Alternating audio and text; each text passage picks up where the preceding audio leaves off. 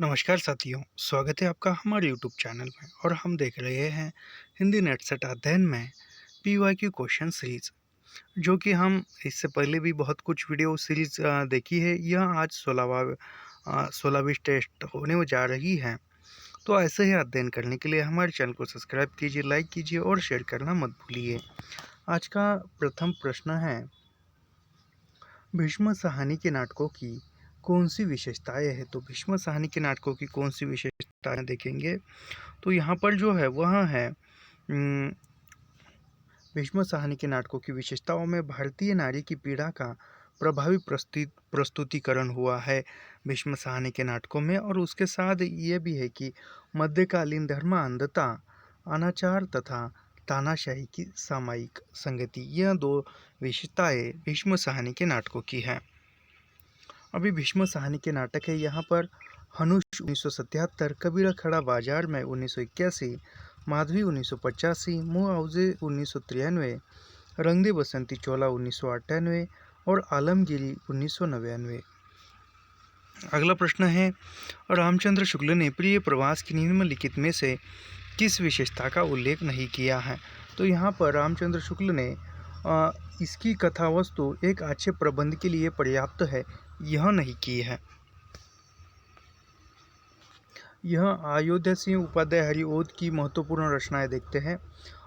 रसिक रहस्य 1899, प्रपंच प्रेम प्रपंच 1900, चौखे चौपदे 1932, चुपते चौपदे 1924, प्रिय प्रवास 1914, पद्म प्रहसन 1925, रस कलश 1931, फूल पत्ते 1936, कल्पलता 1937, मर्म स्पर्श 1956। यह जो है यह हरिओद उपाध्याय सिंह हरिओद की रचनाएं हैं। अगला प्रश्न है, निम्नलिखित में से क्या तमस उपन्यास में सांप्रदायिक भावना के निर्माण में सहायक नहीं है? तो यहाँ पर कौन सी चीज़ सांप्रदायिक नहीं है? तो वह जो है विभिन्न निम्नलिखित में से क्या तमस उपन्यास में सांप्रदायिक भावना के निर्माण से सहायक नहीं है? तो विभिन्न संप्रदायों का एक स्थान पर वास यह नहीं है। अगला प्रश्न देखते हैं। अभी यहाँ पर भीष्म साहनी के उपन्यास देखते हैं, क्योंकि तमस यह भी भीष्म साहनी का उपन्यास था। तो वह झरोके 1967, कड़िया 1970, तमस 1973, बसंती 1980, माया दास की माड़ी 1998, कुंतो 1993, नीलू नीलिमा नीलोफेर 2000, जय हिंद की सेना 2010, भाग्य रेखा, यह भीष्म साहनी के उपन्यास है। अगला प्रश्न है, निम्नलिखित में से कौन सी रचनाएं पुष्यदंत द्वारा रचित नहीं है? यानी पुष्यदंत की कौन सी रचनाएं नहीं है, यह पूछा है। तो यहाँ पर जो है पुष्यदंत की रचनाएं 63 महापुरुष गुणालंकार, नय कुमार चरियु, जसहर चरियु। पुष्यदंत ने अपने काव्य में चौपाई छंद का प्रयोग किया, यानी पुष्यदंत ने अपने काव्यों में चौपाई छंद का प्रयोग किया है। पुष्यदंत को हिंदी का बहुभूति किसको कहा जाता है? तो पुष्यदंत को कहा जाता है। अगला प्रश्न है, निराला जी पर बंग भाषा की काव्य शैली का प्रभाव समाज में गुम्फित पद वल्लरी, क्रियापद के लोप आदि में स्पष्ट झलकता है। लाक्षणिक व वैलक्षण्य आदि लाने की प्रवृत्ति इसमें उतनी नहीं पाई जाती जितनी प्रसाद और पंत में है। यह कथन जो है रामचंद्र शुक्ल का है निराला के बारे में। अभी यहाँ पर स्थापना और तर्क का प्रश्न है। स्थापना क्या है? कविता में केवल वस्तुओं के ही रंग रूप में सौंदर्य की छटा नहीं दिखती, प्रत्युत कर्म और मनोवृत्ति के सौंदर्य के भी अत्यंत मार्मिक दृश्य सामने लाते हैं। बिल्कुल सही है। वह विकसित कमल के सौंदर्य का चित्रण तो करती है, पर शव नोचते कुत्तों की विभत्स व्यापार की झलक नहीं। यानी यहाँ पर गलत है। यानी यहाँ पर सौंदर्य का चित्रण तो करती है और उसके साथ जो शव नोचने वाले कुत्तों का भी वर्णन, व्यापार की झलक दिखाई देती है। कविता में दिखाई नहीं देती दिया है तो देती है, क्योंकि विभत्स व्यापार का चित्रण शास्त्रानुमोदित नहीं होता है, शास्त्रानुमोदित होता है विभत्स व्यापार का वर्णन। तो यहाँ पर दोनों कथन गलत है। नहीं, पहला सही है और दूसरा गलत है। अगला प्रश्न है, बिंबवाद में शब्दों की कम खर्ची भाषा के समास गुण कम से कम शब्दों के प्रयोग से अधिकाधिक अर्थ व्यंजना को महत्व दिया जाता है। तो यहाँ पर यह सही है। बिंबवाद के समर्थकों का मानना था कि विषय का सपाट और प्रत्यक्ष निरूपण किया जाना चाहिए, यह गलत है। अगला प्रश्न है, यह भी स्थापना और तर्क का ही है। स्थापना है, कविता का अंतिम लक्ष्य जगत के मार्मिक पक्षों का प्रत्यक्षीकरण करके उसके साथ मनुष्य हृदय का मान सामंजस्य स्थापित है। तो यहाँ पर जो है यह सही कथन है, स्थापना सही है। तर्क है, केवल मनोरंजन करना कवि का उद्देश्य नहीं है, यह भी बिल्कुल सही है। मनोरंजन के लिए केवल कविता लिखी नहीं जाती है, उद्देश्य परक भी कविता होती है। अगला प्रश्न है,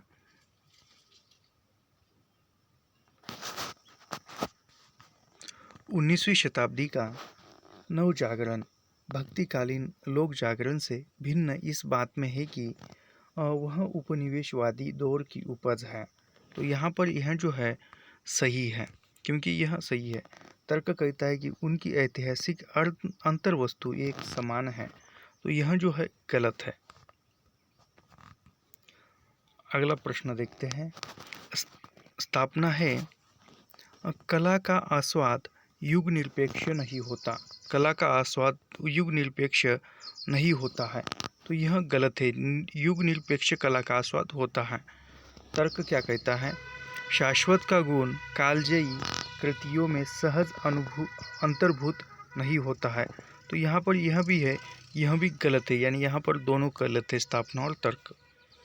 अगला कथन देखते हैं, यूरोपीय साहित्य मीमांसा में कल्पना को बहुत प्रधानता दी गई है। तर्क है,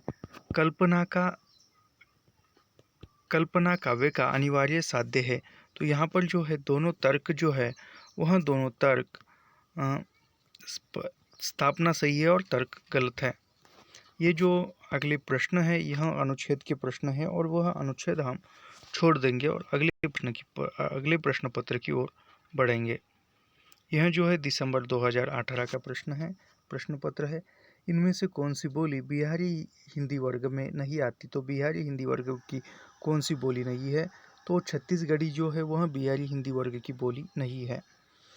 बिहारी हिंदी वर्ग के अंतर्गत नहीं आती है छत्तीसगढ़ी, बल्कि यह पूर्वी यानी छत्तीसगढ़ी यह पूर्वी हिंदी की बोली है, अंतर्गत आती है। पूर्वी हिंदी के अंतर्गत 3 बोली आती है। अभी पूर्वी हिंदी के अंतर्गत 3 बोली आती है, वह अवधी, बघेली और छत्तीसगढ़ी। भोजपुरी, मगही, मैथिली और बिहारी हिंदी के अंतर्गत आती है, यानी भोजपुरी, छत्तीसगढ़ी, भोजपुरी, मगही, मैथिली यह जो है बिहारी हिंदी के अंतर्गत आती है बोलियाँ। अगला प्रश्न है, संस्कृत का कोई भी शब्द मनचाहे ढंग से तोड़ मरोड़ कर तद्भव नहीं बनाया जा सकता। उपयुक्त विचार किस विद्वान का है। तो यह जो है रामविलास शर्मा का कथन है। अगला प्रश्न है, सिद्धों और योगियों की रचनाओं का जीवन की स्वाभाविक अनुभूतियों और दशाओं से कोई संबंध नहीं है, अंतः वे शुद्ध साहित्य के अंतर्गत नहीं आती। यह विचार किसका है। तो यह रामचंद्र शुक्ल का कथन है। अगला प्रश्न है, कि आरे नवजीवन अभिरामा जत देखल तत कह ये न पारई छओ अनुपम एक ढामा। तो इस पंक्तियों में कवि क्या कहना चाहता है। तो इस पंक्तियों में कवि कहना चाहता है आंशिक रूप में रूप वर्णन करने में असमर्थ है। अगला प्रश्न देखते हैं,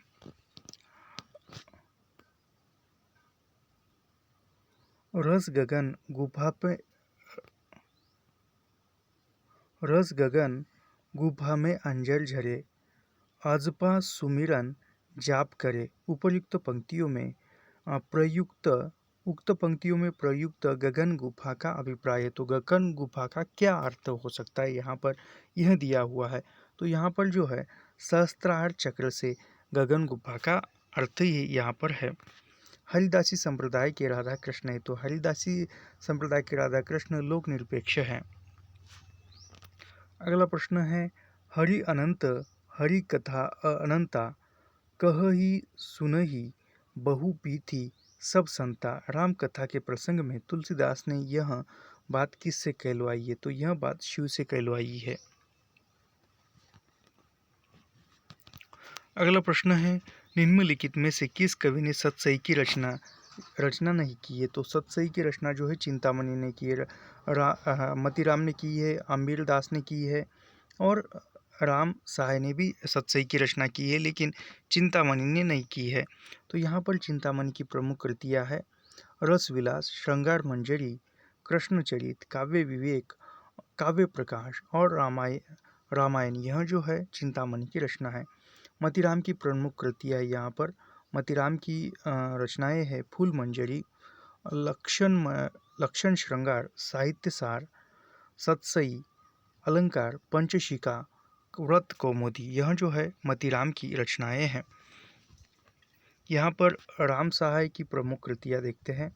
तो राम सहाय की कृतियों में व्रत तरंगिनी, अलंकार प्रकाश, वाणी भूषण यह है और अमीर दास की रचनाएं जो है उसमें है सभा मंडन, व्रत, चंद्रोदय, ब्रजविलास, सतसई, अमीर प्रकाश यह अमीर दास की रचनाएं हैं।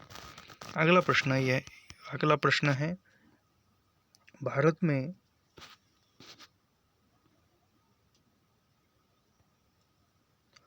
में अंग्रेजों के बढ़ते प्रभाव के प्रति ध्यान आकर्षित करते हुए पद्माकर ने किस राजा के दरबार में यह कवित्व पढ़ा था? मीनागढ़ बम्बई, सुमंद मंदराज बंग।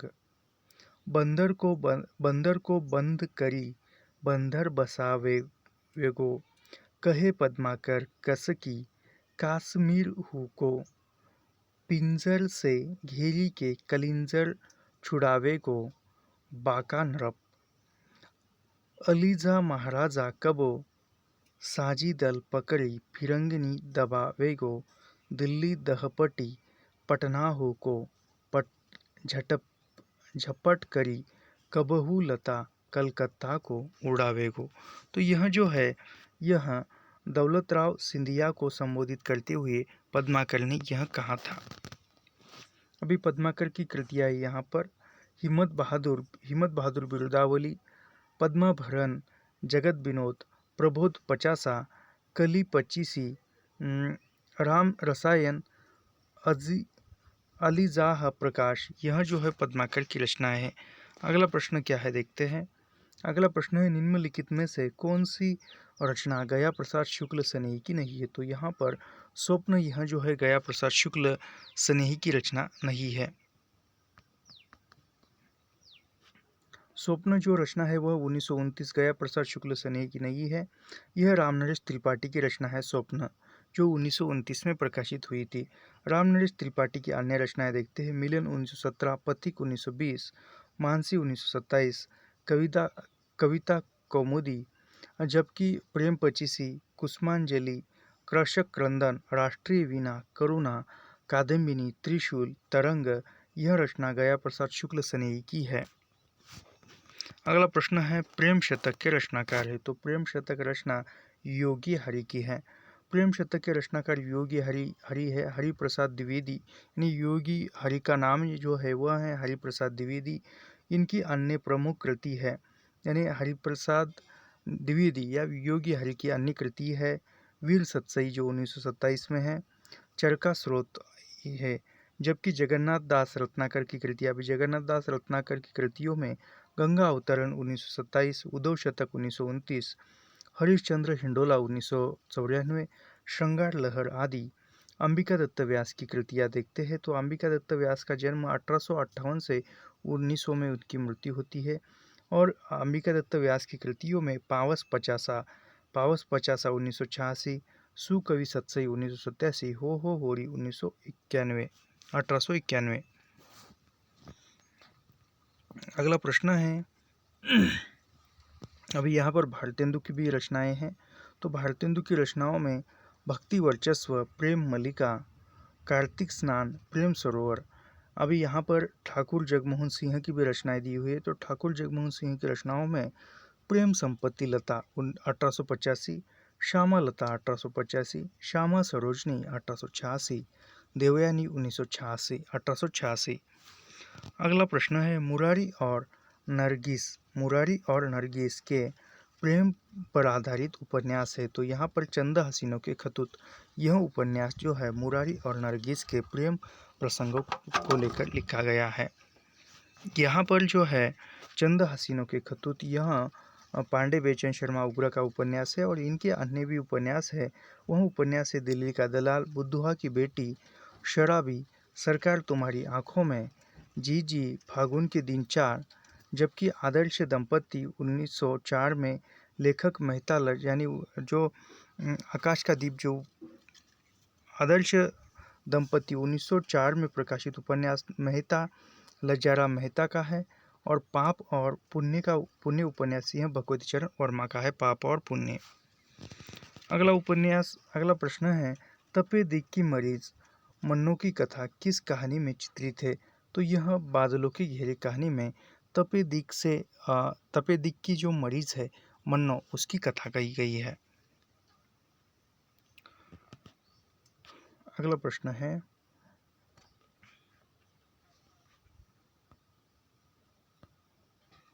अनुभूति के द्वंद्व ही से प्राणी के जीवन का आरंभ होता है। उच्च प्राणी मनुष्य भी केवल एक जोड़ी अनुभूति लेकर इस संसार में आता है। उक्त पंक्तियाँ किस निबंध से है। तो यह पंक्तियाँ करुणा निबंध जो रामचंद्र शुक्ल का है। इसके बारे में थोड़ा सा पढ़ते हैं। मनोविकार संबंधी, यानी जो करुणा जो निबंध है वह मनोविकार संबंधी निबंध है। और उद्धृत यह निबंध भाव या मनोविकार आचार्य रामचंद्र शुक्ल का है। इसके अन्य निबंध, अभी शुक्ल के अन्य निबंध है श्रद्धा, भक्ति, करुणा, तुलसी का भक्ति मार्ग, लज्जा और ग्लानि, रसात्मक बोध का विविध रूप, क्रोध और कविता क्या है, लोक मंगल की साधना अवस्था, यह जो है रामचंद्र शुक्ल के अन्य निबंध है। अगला प्रश्न है नारी का आकर्षण पुरुष को पुरुष बनाता है, तो उसका आकर्षण उसे गौतम बुद्ध बनाता है। यह लहरों के राजहंस नाटक से, यह मोहन राकेश द्वारा लिखित नाटक है। मोहन राकेश के अन्य नाटक भी देखते हैं, जो आषाढ़ का एक दिन और आधे अधूरी। आषाढ़ का एक दिन जो 1958 में प्रकाशित और आधे अधूरी 1969 में प्रकाशित हुआ था। पैरों तले जमीन, यह मोहन राकेश का अपूर्ण नाटक है, अधूरा नाटक है।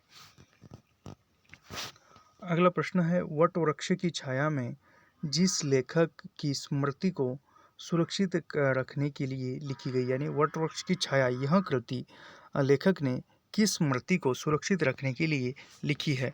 तो यह जो है अमृतलाल नागर ने लिखी है। अगला प्रश्न देखते हैं राही मासूम रजा के द्वारा रचित उपन्यास नहीं है। तो यहाँ पर समरशेष, यह राही मासूम रजा का उपन्यास नहीं है। तो यह समरशेष, यह उपन्यास अब्दुल बिस्मिल्लाह का है, चर्चित उपन्यास है। अब्दुल बिस्मिल्लाह के प्रमुख उपन्यास है झीनी बीनी चदरिया, जो बनारस के बुनकरों के जीवन पर आधारित है। झीनी बीनी चदरिया उपन्यास, सोना माटी, जहरबाद, शादी का जोकर, अतिथि देवो भव, यह जो है बिस्मिल्लाह के उपन्यास है। और जबकि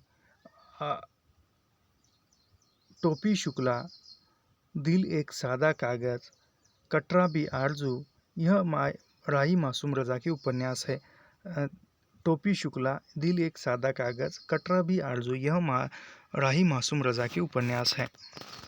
अगला प्रश्न है भक्ति के आंदोलन की जो लहर दक्षिण से आई, उसी ने उत्तर भारत की परिस्थिति के अनुकूल हिंदू मुसलमान दोनों के लिए एक सामान्य भक्ति मार्ग की भावना कुछ लोगों में जगाई। यह कथन जो है रामचंद्र शुक्ल का है। अगला प्रश्न है निम्नलिखित में से पश्चिमी विचारक 20वीं सदी में मौजूद नहीं है। तो यहाँ पर सैमुअल टेलर कॉलरिज, यह 20वीं शताब्दी में नहीं थे। अगला प्रश्न है तनना बुनना तजो कबीर, राम नाम लिखी लियो सरीस, मूसी मूसी रोवो कबीर की माई, ए बारीक कैसे जीवही खुराई। उक्त पंक्तियों में मूसी मूसी का भावार्थ है। तो मूसी मूसी का यहाँ पर भावार्थ क्या है देखते हैं।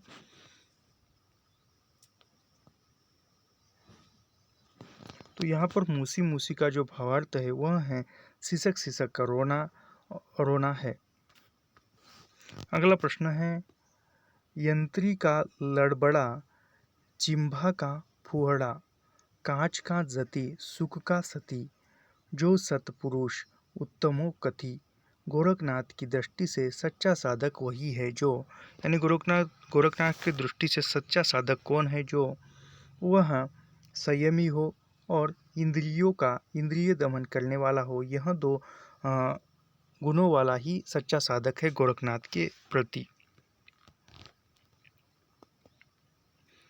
अगला प्रश्न है श्याम विनोदी रे मधु बनिया, अब हरि गोकुल काहे को, आवही चाहत नौ यौनिया।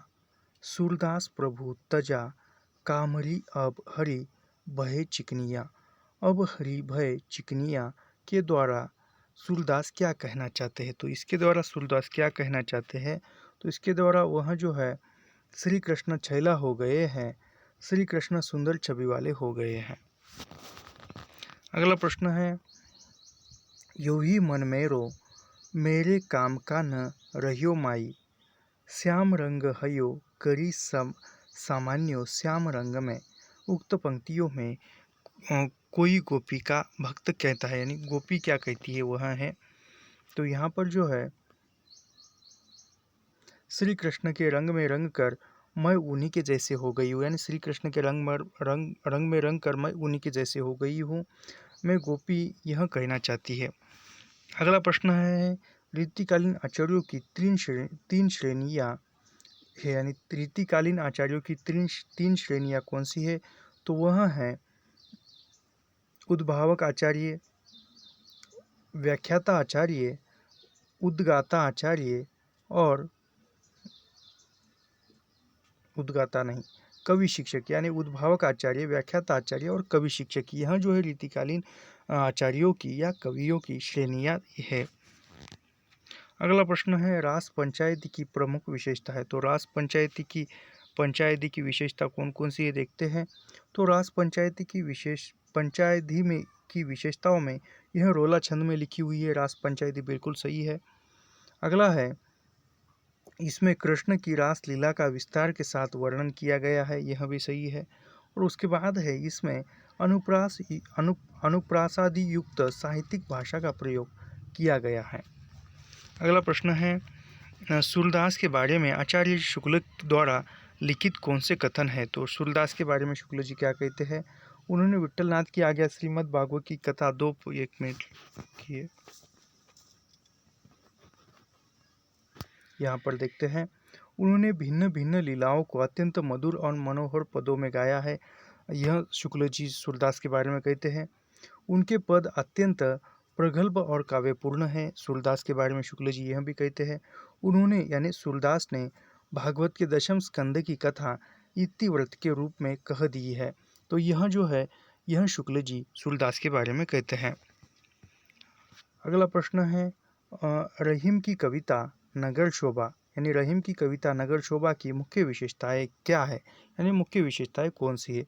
तो उसमें है इसमें नगर का संकुचित वर्णन किया गया है। उसके बाद इसमें वर्ण व्यवस्था के अनुसार उनके जाति की स्त्रियों का वर्णन किया गया है। और उसके बाद वे स्त्रियां अपना उत्पाद बेचने का काम करती है। अगला प्रश्न है रीतिकालीन वीर काव्य की प्रमुख विशेषता है। तो रीतिकाल में जो वीर काव्य लिखा गया है उसकी विशेषता क्या है। तो उसकी विशेषताओं में रासो काव्य की अपेक्षा अधिक प्रामाणिक है। उसके बाद इसमें तत्कालीन इतिहास सुरक्षित रखा गया, यानी इतिहास का चित्रण किया गया है। उसके बाद जो है वह है किसी वीर काव्य में फिरंगियों का भी वर्णन किया गया, यानी अंग्रेजों का, फिरंगी यानी अंग्रेज लोग। निम्नलिखित में से कौन से युग्म सही है। तो यहाँ पर कौन से युग्म सही है वह कहते हैं। तो प्रियादास विष्णुप्रिया का खंड काव्य है मैथिली शरण गुप्त, सिद्धराज का खंड काव्य सिद्धराज खंड काव्य है मैथिली शरण गुप्त का, साकेत महाकाव्य है मैथिली शरण गुप्त का, जय भारत यह खंड काव्य है मैथिली शरण गुप्त का। यानी यह सब कुछ मैथिली शरण गुप्त की रचनाएं हैं।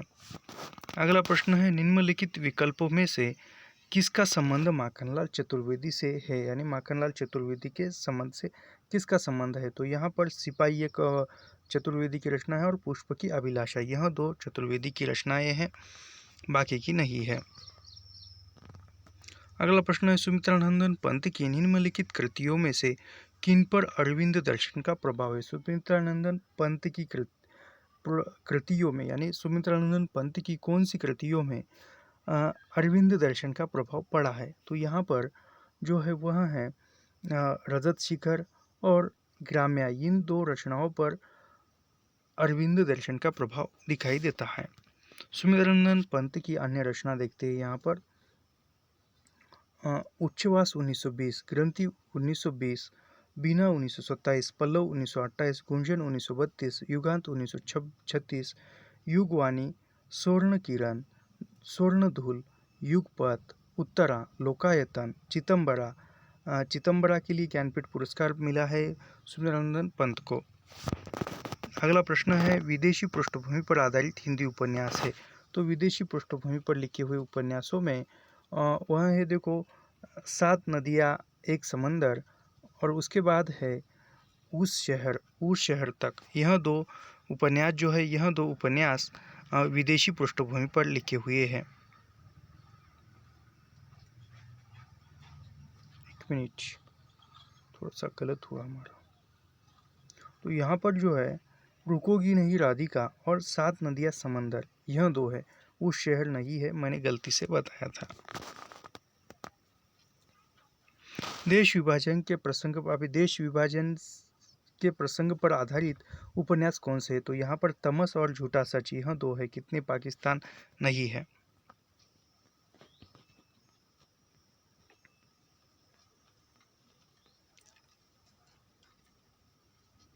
तो झूठा सच उपन्यास जो है 2 भागों में है, जिसका प्रथम भाग है 1958 में प्रकाशित, जिसका नाम है वतन और देश, और दूसरा भाग का प्रकाशन 1960 में हुआ है, जिसका नाम है देश का भविष्य। यानी झूठा सच भाग 2 का नाम है देश का भविष्य और भाग 1 का नाम है वतन और देश। यह यशपाल द्वारा रचित उपन्यास है। यशपाल की दिव्या कहानी देशद्रोही दादा कामरेड, यानी यह दादा कामरेड, यह जो है यशपाल का उपन्यास है। तेरी मेरी उसकी बात, अमिता आदि तमस भीष्म साहनी का उपन्यास है, और यह विभाजन पर आधारित है, देश विभाजन पर। अन्य उपन्यास है भीष्म साहनी के झरोके, कड़िया, बसंती, यह कितने पाकिस्तान, यह कमलेश्वर का उपन्यास है जो 2000 में प्रकाशित हुआ था। 2000 में प्रकाशित सन 2000 में प्रकाशित उपन्यास कमलेश्वर का है कितने पाकिस्तान, वह भी देश विभाजन पर ही है। छोटे छोटे महायुद्ध का संबंध देश विभाजन से नहीं है। जैनेंद्र की कहानियों का पात्र है। तो जैनेंद्र की कहानियों के कौन से पात्र है यहाँ पर? तो वहाँ पर है देखो, शमशर भी है, जुलेखा और बेंजिलो, यह 3 पात्र जैनेंद्र की कहानियों के पात्र हैं। जैनेंद्र की कहानियाँ हैं यहाँ पर खेल, फांसी, वातायन, एक रात, 2 चिड़िया, पाजेब, जयसंधी, जानवी, अपना अपना भाग्य, पानवाला, यह जो है जैनेंद्र की कहानी है। पानवाला काफ़ी महत्वपूर्ण है।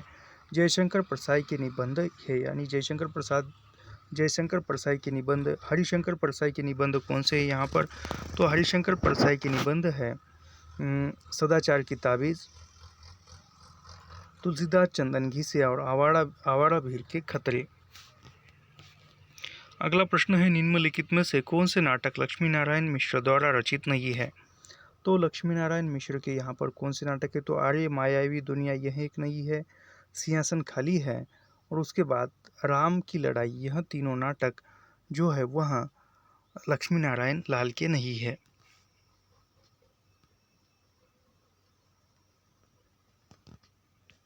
निम्नलिखित में से आत्मकथाएं कौन कौन सी है? तो यहाँ पर आत्मकथा कौन कौन सी है? तो यहाँ पर जो है तिरस्कृत, यह एक आत्मकथा है, और अपनी धरती अपने लोग, यह 2 आत्मकथाएं हैं।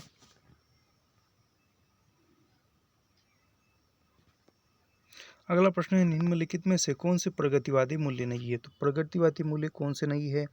व्यष्टि चेतना और एक ऐश्वर्यवादी, यह दो प्रगतिवादी मूल्य नहीं है। अगला प्रश्न देखते हैं, द्रक उजरत टूटत कुडम जूरत चतुर चितप्रीत परत गाठी दुर्जन ही ये दई नहीं यह रीति। उपर्युक्त दोहे के संबंध में कौन सा कथन सही है? तो यहाँ पर कौन सा कथन सही है देखते हैं। तो यहाँ पर जो है वह है, इनमें प्रेमी प्रेमिका के इनमें एक मिनट इनमें प्रेमी प्रेमिका के स्वाभाविक चित्रण हुआ है, यानी प्रेमी प्रेमिका का स्वाभाविक चित्रण बताया है। उसके बाद इसमें असंगति अलंकार है। अगला प्रश्न है, कालक्रम की दृष्टि से निम्नलिखित रचनाकारों का सही अनुक्रम। तो सरहप्पा, पुष्यदंत, अदमान और हेमचंद्र इनका सही क्रम है। सरहप्पा का समय 769 ईस्वी सन है और पुष्यदंत का समय 10वीं शताब्दी है और अंडमान का समय 12वीं शताब्दी है और हेमचंद्र भी 12वीं शताब्दी के है। अगला प्रश्न है, कालक्रम के अनुसार निम्नलिखित आचार्यों का सही क्रम। तो इस पर रामानुजाचार्य 10वीं शताब्दी, निम्बार्काचार्य 13वीं शताब्दी, मध्वाचार्य 14वीं शताब्दी और वल्लभाचार्य 15वीं शताब्दी। यहाँ पर फिर से वह सही कालक्रम है। तो कुलपति मिश्र का रचना जो है, यानी ग्रंथ और ग्रंथकार का मिलान है। यहाँ पर कुलपति मिश्र का रस रहस्य 1670, देव का भाव विलास 1679 और भिखारी दास का काव्य निर्णय 1746 और पद्माकर का जग विनोद। यहाँ पर इनका निम्नलिखित रचनाओं का सही अनुक्रम। तो इन रचनाओं का सही अनुक्रम पहचाना है, मधुशाला जो 1935, एकांत संगीत 1939, सतरंगिनी 1945, मिलन यामिनी 1950। जन्मकाल के अनुसार रचनाकारों का सही अनुक्रम। तो यहाँ पर श्रीधर पाठक 1859, हरिओद 1865, जयशंकर प्रसाद 1879, सुमित्रानंदन पंत 1900। अगला प्रश्न है, प्रकाशन वर्ष के अनुसार निम्नलिखित रचनाकारों का सही क्रम। तो यहाँ पर सबसे प्रथम जयशंकर प्रसाद, जो उनकी रचना है झरना 1918, सूर्यकांत त्रिपाठी निराला, उनकी रचना है अनामिका 1923, सुमित्रानंदन पंत पल्लव 1928, महादेवी वर्मा की रचना निहार जो 1930 में प्रकाशित है। यहाँ पर जयशंकर प्रसाद की कृतियों का सही अनुक्रम पहचानना है। जयशंकर प्रसाद की रचनाओं का सही अनुक्रम पहचानना है। यहाँ पर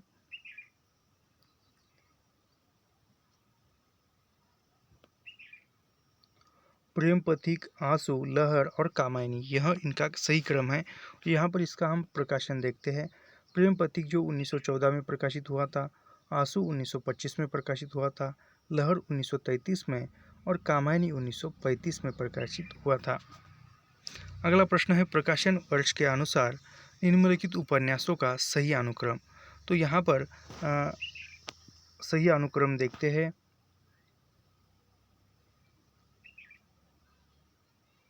सूरजमुखी अंधेरी के जो 72 में प्रकाशित है।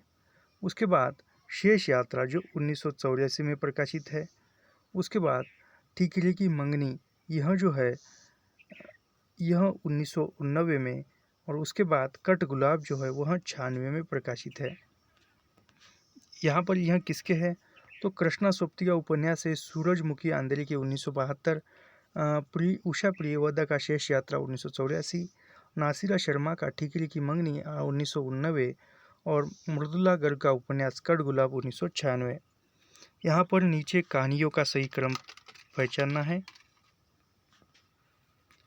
तो कहानियों का प्रकाशन वर्ष के अनुसार सही क्रम है। तो यहाँ पर इंसान के खंडहर 1950 जो मोहन राकेश का है, परिंदे 1960 निर्मल वर्मा की है, सतह से उठता आदमी 1971 मुक्तिबोध का है, पीली छतरी वाली लड़की यह उदय प्रकाश का है। और यह पीली छतरी वाली लड़की से पीली आंधी उपन्यास जो प्रभा खेतान का है, पीली आंधी उपन्यास याद रखिए। प्रकाशन वर्ष के अनुसार विद्यानिवास मिश्र के निबंध संग्रह का सही क्रम। तो विद्यानिवास मिश्र के निबंधों का सही क्रम जो है वह तमाल के झरोखे से 1981, शेफाली झर रही है 1989, शिरीष की याद आई 1995, रथ यात्रा 2002। अंधा युग नाटक के अंक के शीर्षों का सही क्रम। तो अंधा युग के नाटकों का जो वह है पहला कौरव नगरी है, लेकिन दूसरा अश्वत्थामा का अर्धो सत्य नहीं है, पहला हो नहीं सकता। दूसरा क्या है, पहला कौरव नगरी, पशु का उदय, गांधारी का शाप, अश्वत्थामा का अर्धो सत्य, यानी यहाँ पर ऑप्शन क्रमांक बी हमारा सही है। एक मिनट, तो यहाँ पर पशु का उदय, कौरव नगरी, अश्वत्थामा का अर्धो सत्य और गांधारी का शाप। तो यहाँ पर गांधारी का शाप जो है वह अंतिम जो है वह गांधारी का शाप है, और उसके बाद प्रभु की मृत्यु जो समापन है, लेकिन यहाँ पर नहीं है, लेकिन बी भी नहीं है यहाँ पर। तो यहाँ पर जो है पशु का उदय, यानी यहाँ पर पशु का उदय प्रथम नहीं है, कौरव नगरी प्रथम है। यहाँ पर है कौरव नगरी, पशु का उदय, अश्वत्थामा का अर्धो सत्य और गांधारी का शाप। सही क्रमांक जो है डी, ऑप्शन क्रमांक डी हमारा सही है। अंधायुग यह 1955 में लिखा हुआ एक गीति नाट्य है जो धर्मवीर भारती ने लिखा हुआ है। अब अंधायुग नाटक के जो पात्र है वह पात्र नहीं, उसके नाटक के जो अंकों के शीर्षक है वह है कौरव नगरी, पशु का उदय, अश्वत्थामा का अर्धो सत्य और गांधारी का शाप। अगला प्रश्न है, प्रकाशन वर्ष के अनुसार निम्नलिखित आत्मकथाओं का सही क्रम। तो आत्मकथाओं का सही क्रम देखते हैं। क्या भूलूं क्या याद करूं 1969 हरिवंशराय बच्चन की आत्मकथा का प्रथम खंड है। टुकड़े टुकड़े दास्ता 1986 जो अमृतलाल नागर का है। सहचर है समय 1991 रामदर्श मिश्र की आत्मकथा है। आज के हाथी 2003 भीष्म साहनी का है। अगला प्रश्न है, कालक्रम की दृष्टि से साहित्य सिद्धांतों का सही अनुक्रम है। तो यहाँ पर देखिए, रस सिद्धांत की समय तो दूसरी शताब्दी भरत मुनि का है। अलंकार 6वीं शताब्दी भामह का है।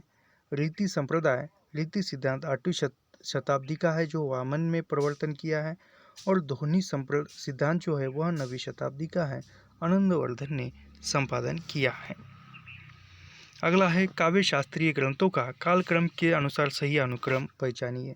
तो यहाँ पर दंडी का जो ग्रंथ है वह है काव्य दृश्य 7वीं शताब्दी का है। आनंदवर्धन ध्वन्यालोक 9वीं शताब्दी। चंद्र राजशेखर काव्य मीमांसा 9वीं शताब्दी का उत्तरार्ध। और कुंतक का समय वक्रोक्ति जीवितम 10वीं शताब्दी। अगला प्रश्न देखते हैं, जन्म वर्ष के अनुसार पाश्चात्य विचारों का सही अनुक्रम है। तो यहाँ पर सही अनुक्रम में सैमुअल टेलर कॉलरिज जो 1772, मेल्थ आर्नल्ड 1822, ऑस्कर वाल्डर 1856 और आई.एस. रिचर्ड 1893। यहाँ पर देखते हैं स्थापना और तर्क का कथन है। यहाँ पर स्थापना क्या, अभिकथन क्या है देखते हैं। प्रथम तो काव्य श्रवण या नाट्य दर्शन से आविर्भूत रस आनंद का ही पर्याप्त है। तर्क क्या कहता है, क्योंकि पश्चिमी शास्त्रों में रस को ब्रह्मानंद का समानार्थी कहा गया है। तो यहाँ पर जो है, यहाँ पर दोनों कथन यानी स्थापना सही और तर्क गलत है। अगला प्रश्न देखते हैं, रस न तो निर्विकल्पक है ज्ञान का, रस न तो निर्विकल्पक ज्ञान का विषय है और न सविकल्प का। यहाँ पर यह जो है सही है। तर्क क्या कहता है, क्योंकि रस की प्रतीति में श्रृंगार, वीर, हास्य, करुण आदि रस विशेष रूप से आभासित होते हैं, इसलिए रस निर्विकल्प, यानी यहाँ पर ये गलत है। अगला प्रश्न है, स्थापना और तर्क का है। काव्य और कला सृजन संघर्ष का फल है। यह बिल्कुल सही है, क्योंकि सृजनशील व्यक्तित्व गतिशीलता के साथ अपने समय के अभावों और दबावों में सूझता है। यह भी बिल्कुल सही है। अगला प्रश्न है, कला भी कला भी ज्ञान का एक प्रकार और सत्य की उपलब्धि की एक साधना है। बिल्कुल सही, यानी यह स्थापना सही है, अभिकथन सही है। तर्क कहता है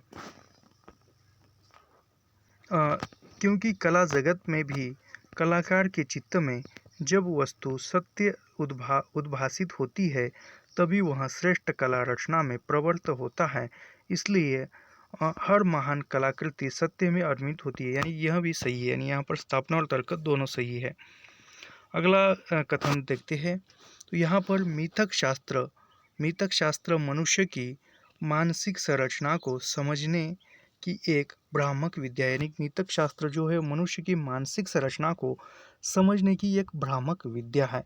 तो यहाँ पर जो है यह गलत है, यानी ये भ्रामक विद्या नहीं है, क्योंकि यह एक असत्य कथा, मिथ्या और कोरी कल्पना है। तो यह भी गलत है, यानी यहाँ पर दोनों कथन गलत है। अगला प्रश्न देखते हैं। अभिकथन संचारी भावों के उदय होने से रसावस्था को स्थायित्व प्राप्त होता है।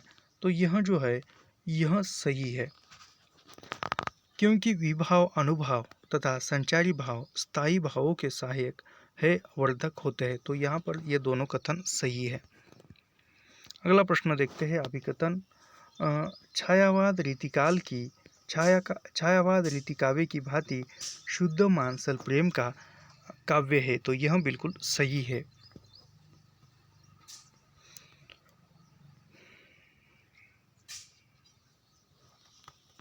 नहीं, वो स्थापना गलत है, क्योंकि छायावादी कविता में व्यक्तिनिष्ठ वासना की अभिव्यक्त हुई है, यानी यहाँ पर दोनों कथन गलत है।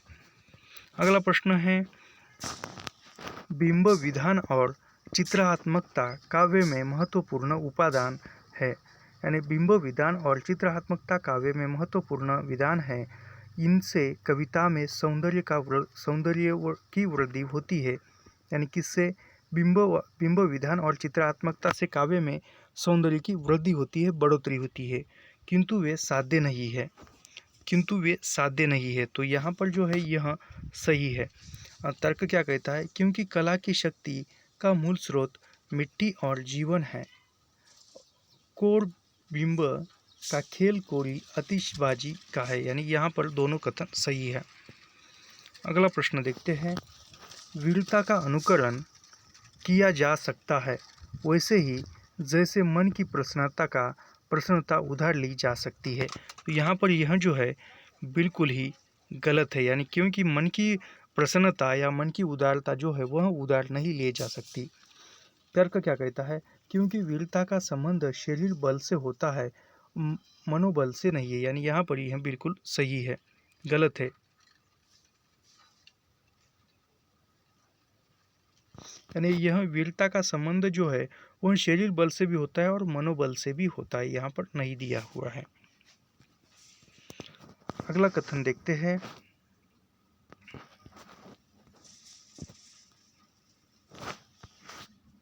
परंपरा रूढ़ी पलायन नहीं, आधुनिकता की पक्षधर है। बिल्कुल सही है।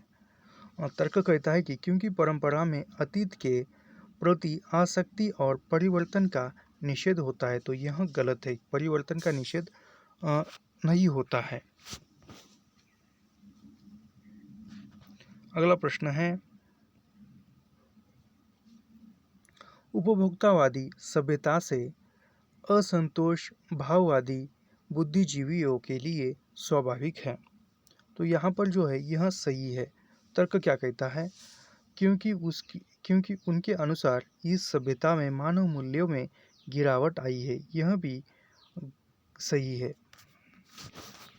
अगला प्रश्न है। सौंदर्य कारक धर्मों को अलंकार कहते हैं। तो यह सही है, सौंदर्य कारक धर्मों को अलंकार करती है, यानी जो संज्ञा है या जो शब्द सौंदर्य उत्पन्न करते हैं उसको अलंकार कहते हैं, लेकिन इनका कल्पना से कोई संबंध नहीं है, यह गलत है, कल्पना से संबंध होता है। अगला कथन है। क्लासिक नाटक देश कालातीत नहीं होता है, क्योंकि क्लासिक नाट्य रचना गतिशील पाठ है। तो यहाँ पर देखते हैं। तो यह जो है स्थापना गलत और तर्क सही है। अगला प्रश्न देखते हैं। जयशंकर प्रसाद का चंद्रगुप्त नाटक स्वतंत्रता और गणतंत्र का विटोपिया है। तो यहाँ पर यह जो है सही है। तर्क कहते हैं कि इसलिए उन पर वर्तमान से पलायन और इतिहास के गड़े मुर्दे उखाड़ने का सही आरोप है। तो यहाँ पर ये गलत है। अगला प्रश्न है, मैथिलीशरण गुप्त भारतीय संस्कृति की आख्याता है।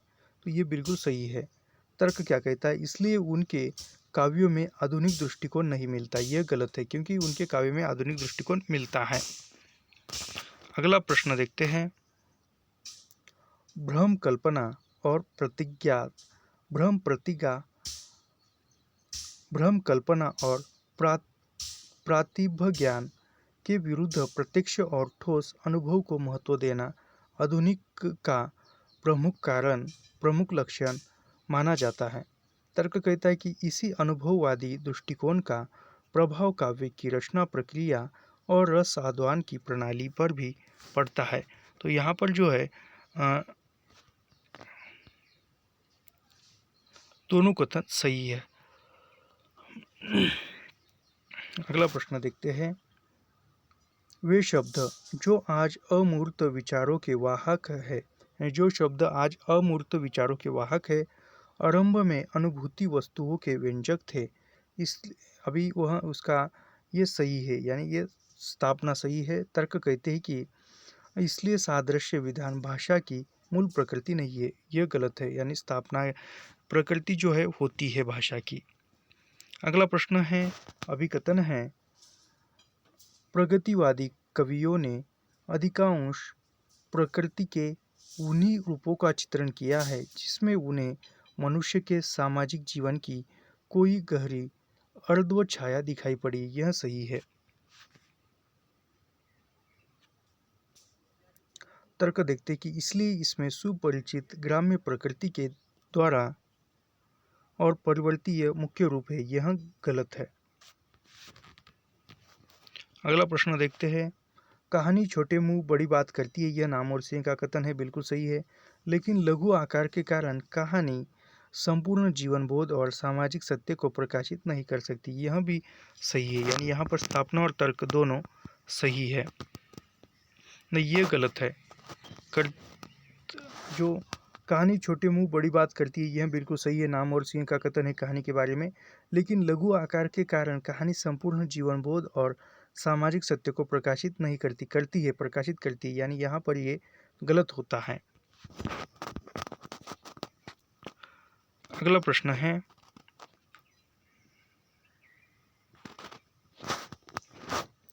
नारीवाद पितृसत्ताक समाज में संघर्ष का विमर्श है। नारीवाद जो है पितृसत्ताक समाज में संघर्ष का विमर्श है।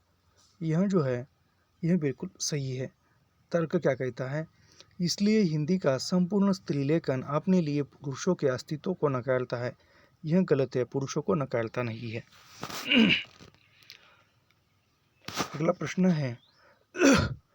पंतों को उनकी किस रचना के लिए भारतीय ज्ञानपीठ पुरस्कार मिला? तो यह चिदंबरा के लिए 1868 में मिला था। अगला प्रश्न है। निम्नलिखित काव्य पंक्तियों को उनके रचयिताओं के साथ सुमेलित कीजिए, यानी पंक्तियां दी हुई है और उसके लेखकों के साथ मिलाना है। जाके मुँह माता नहीं नाही रूप कुरूप, यह कबीर की है। मैं मन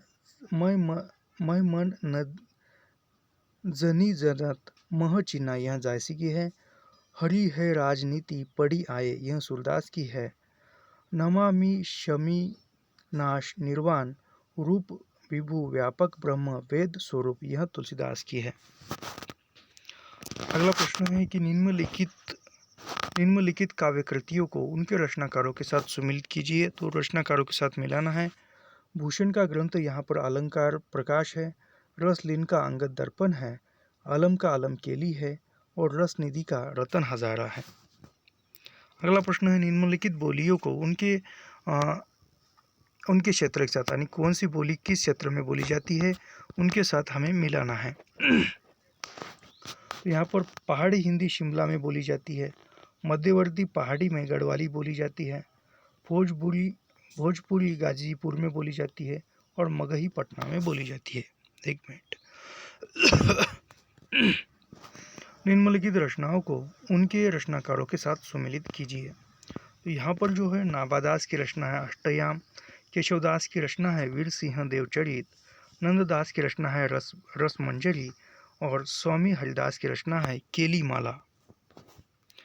अगला प्रश्न है यहाँ पर जन्म स्थान के आधार पर यह कवियों को सुमिलित करना है। तो गुरु नानक का जन्म तलवंडी में हुआ था, दादू दयाल अहमदाबाद, धर्मदास जो है बांधवगढ़ और सुंदरदास दौसा में जन्मे थे। अगला प्रश्न उसी प्रकार है। तो भूषण का ग्रंथ मतिराम है। एक मिनट। भाषा भूषण जयवंत सिंह का है, अलंकार पंचसी का मतिराम का है और विष्णुपद यह रस निधि का है और रस विलास चिंतामणि का है। निम्नलिखित कवियों को प्रवृत्ति के आधार पर स्वामी हरिदास यह निर्गुण उपासक थे, मलुकदास निरऐश्वरवादी थे, कनप्पा मधुर उपासक थे और कुतुबन भोगवादी थे। नहीं, एक मिनट, हाँ यहाँ पर है।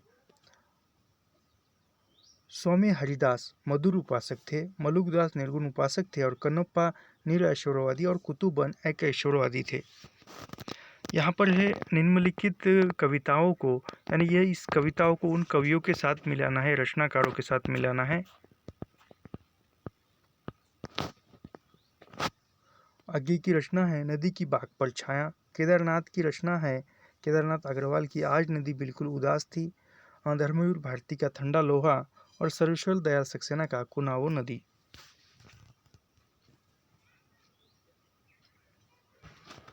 निम्नलिखित आधुनिक प्रबंध काव्यों को पुरुष पात्रों के साथ, यानी निम्नलिखित आधुनिक प्रबंध काव्यों के पुरुष पात्रों को उनकी चारित्रिक विशेषताओं के साथ सम्मिलित करना है।